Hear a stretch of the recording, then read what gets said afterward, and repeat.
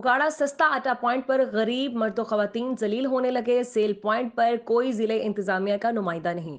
सस्ता आटा तकसीम कार होटलों दुकानदारों को महंगा आटा फरोख्त करते रहे।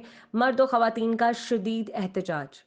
उकाड़ा के इलाका तहसील रोड पर सस्ता आटा पॉइंट पर आटा महंगे दामों फरोख्त करने लगे। सस्ते आटे के हसूल के लिए दर्जनों मर्द खवातीन का कहना था कि सस्ता आटा पॉइंट पर तैनात तकसीमकार अपने जानने वाले दुकानदारों को महंगे दामों आटा फरोख्त करके अपनी जेबें भरते रहे।